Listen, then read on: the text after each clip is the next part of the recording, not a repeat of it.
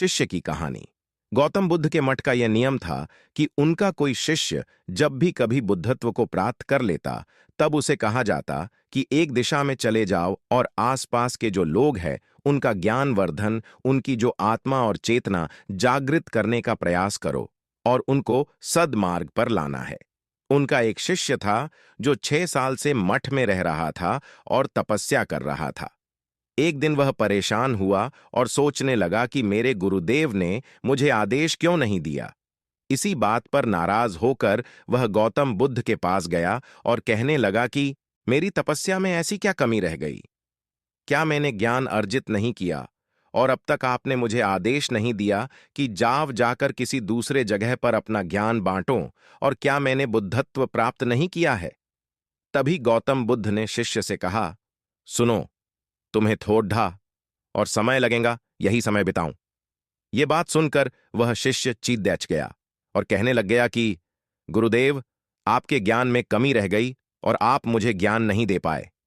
गौतम बुद्ध को लगा कि ये समझेगा नहीं और कहा, ठीक है, कल सुबह पूर्व दिशा में एक गांव है, वह जाना और वहां से भिक्षा लेकर आना और अपना पूरा दिन वहीं बिताना और कोशिश करना कि वहां के लोगों को थोड़ा सा ज्ञान बांटना और आकर मुझे बताना कि अनुभव कैसा रहा। वह शिष्य बद्धा खुश हुआ और उसको लगा कि अब तो बात बन गई, अब मुझे आदेश मिल गया। और वह दूसरे दिन सुबह पूर्व दिशा की उस गांव में चला गया और शाम में जब वापस आया तो हाथ में पट्टी बंधी थी और हाथ पैरों पर चोट निशान थे। ये देखकर गौतम बुद्ध ने उस शिष्य से पूछा कि ये क्या हाल कर लिया? तब उसने बताया कि आपने मुझे कैसे गांव में भेज दिया और वहां पर जब मैंने भिक्षा मांगी तो लोग मुझे डांटने लगे और भगाने लगे।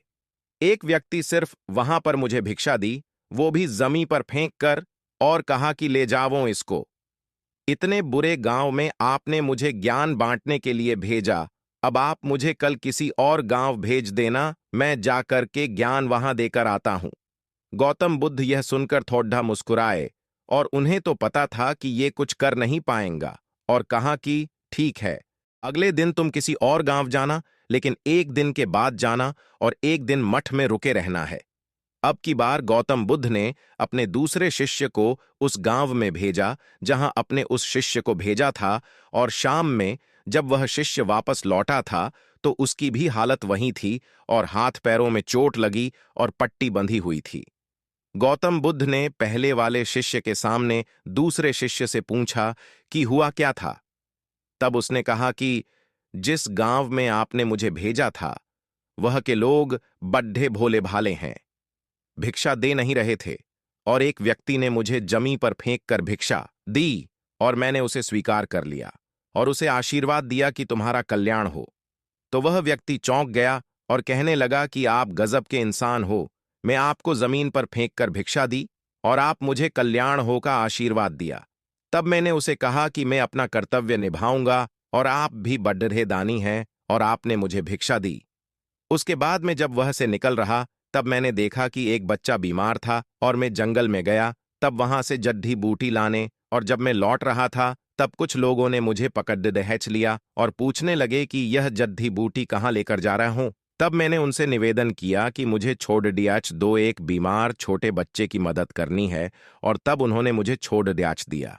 जब मैं गांव में वापस आकर उस बच्चे की मलहम पट्टी कर रहा था तो तभी गांव वाले मुझ पर हमला करने लगे।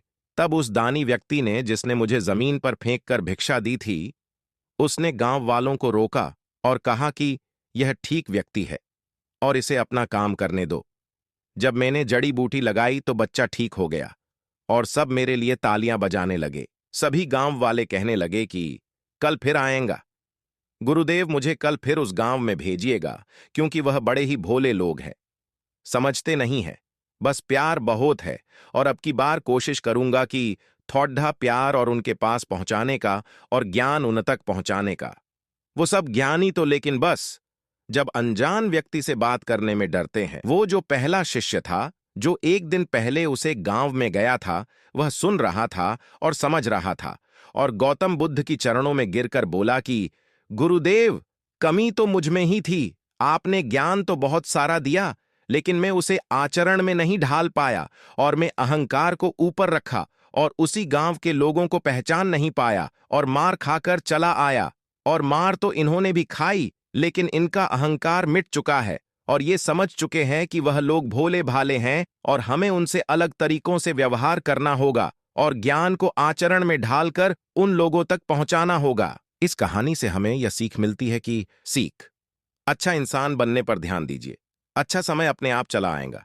हम अच्छा समय लाना चाहते हैं लेकिन अच्छा इंसान नहीं बन पाते हैं और सारी गड़बड़ बस यही हो जाती है।